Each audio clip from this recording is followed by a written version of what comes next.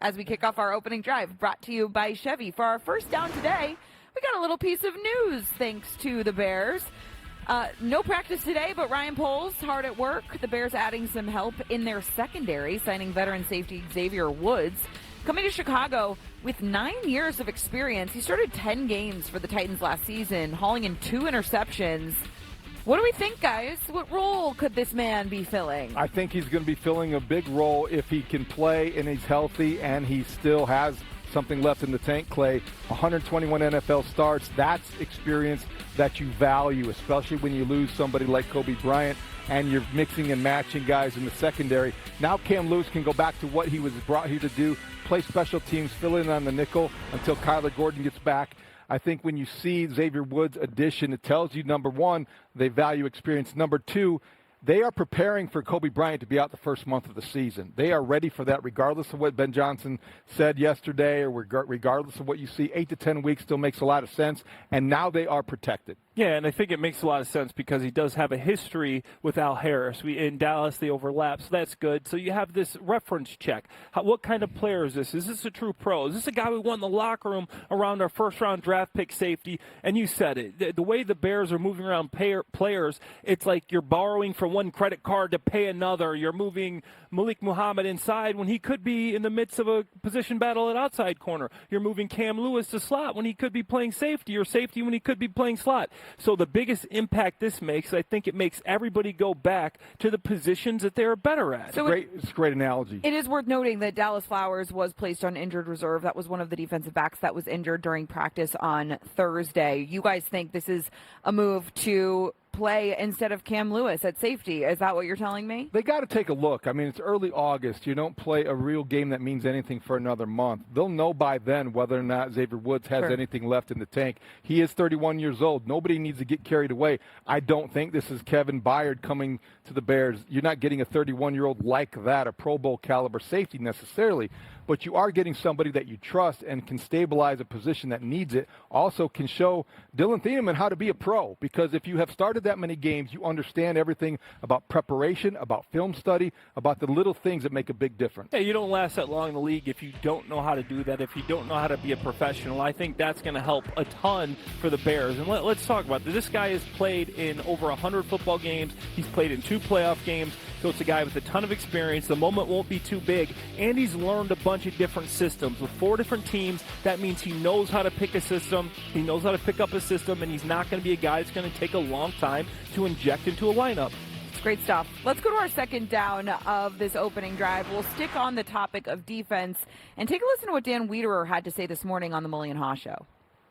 Devin Bush's speed certainly shows up. You watch him run and you watch him chase guys down, and you're like, okay, that's legitimate speed. Now, what you're gaining in speed, you're losing in size a little bit. He's undersized, and that's part of the package. You know, Kobe Bryant, before he was hurt, you watched his play speed be a real thing on the practice field. I think with Thieneman right now, what you're kind of seeing is these bursts where you're like, okay, that looks like a legitimate high-speed NFL safety, and at other times you can tell he's kind of still getting comfortable, still thinking, still trying to figure out what his best fit is on a particular player, where he's supposed to be. And so that's going to come in time. I think they're hoping that by the time you get to the regular season, speed is a real asset for them.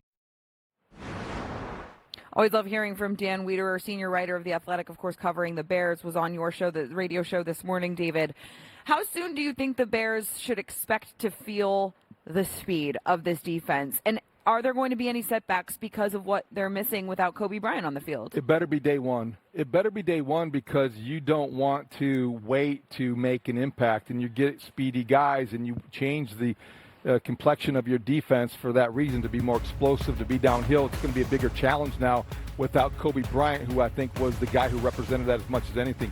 Devin Bush can be a difference maker, Clay, but he's not going to be if the team's going to run the ball down his throat and run right at him. This is where the offense comes in. This is where complementary football takes shape. You have to have leads so the opponent becomes one-dimensional. You don't want balance, because with balance comes a running game, and I think the Bears are going to struggle to stop the run. I think the speed's important. It's very important. I think When you see a guy like Devin Bush, and I know we might talk a little bit about this later, but he's a better fit than, say, Tremaine Edmonds was, who was a solid NFL football player, but he's really good at coverage. He was the second-graded cover linebacker via PFF. He's really good at that part of the game, and when you have a guy like Dennis Allen who blitzes a lot, you get in more covered situations, so that helps. I think that's something that's going to help. But right now, the focus is duct taping this defense together without Kyler Gordon, without Kobe Bryant. And when you get these guys back, when you get that full clip in your gun, I think you will see the speed play a difference. I just think that when you look at the secondary, the speed that you were desired to change into, to transform your defense into, only Dylan Thieneman is that guy that makes a big difference now, and that's a lot to ask for a rookie. Now with Xavier Woods, he fits more in the traditional safety mode. I hope this experiment works for the Bears. Dennis Allen's going to have to be able to put the guys in the right spot, but I still do question. I wonder when offensive coordinators look at the Bears, yeah, they move around faster. Maybe you feel that a little bit differently, but you're going to want to run right at them and feel like you probably can run the football. All right, there you go. Let's transition to our third down of this opening drive. Something we haven't talked a lot about, guys, which you know hurts my heart deep to its core, is special teams. We haven't really been able to dig in yet, and I think we got to give a little bit of love to our guy Cairo Santos, of course, punter Toya Taylor, who are back in the mix. But, guys, Scott Daly was not brought back, and there is a long snapper competition underway up at Halas Hall between 2025 undrafted free agent Luke Elkin, who's competing with 2026 undrafted free agent Bo Gardner. Listen, I'm not going to sit here and pretend to be an expert on long snappers. Clay, have you been able to tell a difference between the two when you've been out there? I haven't been.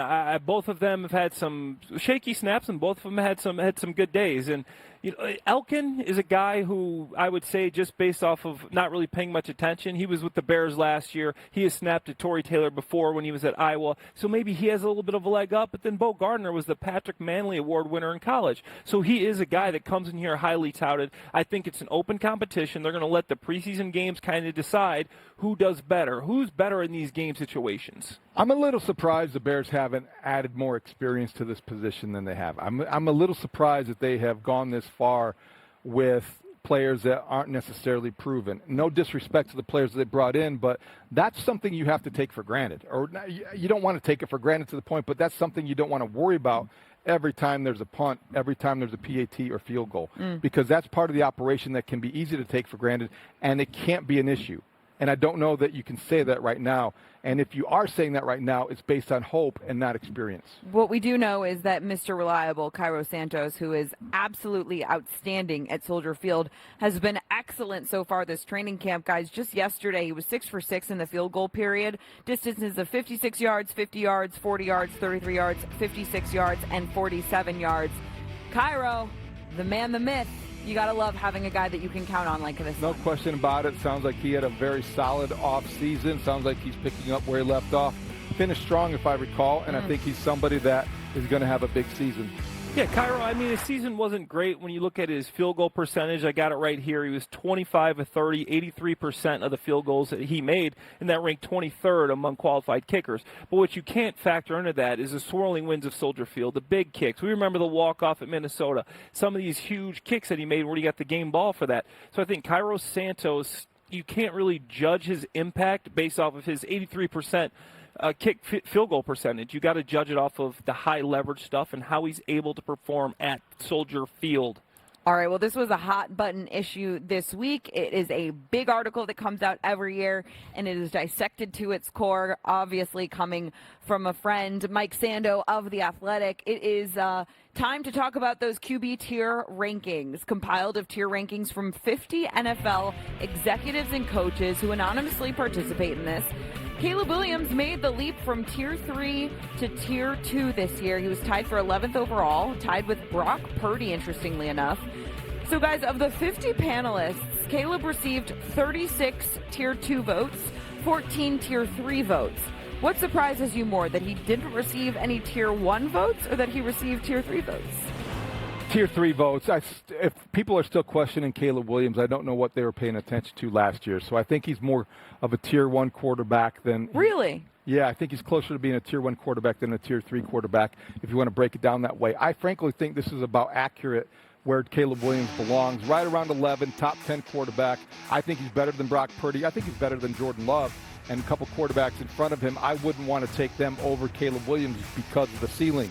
When you look deeper into how these coaches and executives voted, executives really like Caleb Williams because of the potential. Maybe coaches wondered about it because coaches look at floors, GMs and executives look at ceilings. And I think when you look at Caleb Williams' floor, it's not, I mean, it's just fine. You'll take it. But his ceiling, I think, is what gets people excited. Almost all the coaches, 11 coaches surveyed, had him in Tier 3. And the GMs, 8 of them surveyed him in Tier 2. So you're exactly right. The GMs look at Caleb a certain way, and for some reason coaches don't. I think coaches like to have a little bit more control, and what Caleb does is the off-platform stuff, and maybe he's not as good, wasn't as good last year in the down-to-down stuff. So the GM see that upside, what he can become, and the coaches might be saying, hey, the down-to-down stuff, the quarters 1 through 3, the getting the ball out, the 58 completion percentage, I don't want that. But the GM see the talent, the off-platform, everything he can do. So for me, that's my take on why the GM voted him so much higher. So Mike Sando wrote about this, and he said on Twitter, coaches tend to value consistency.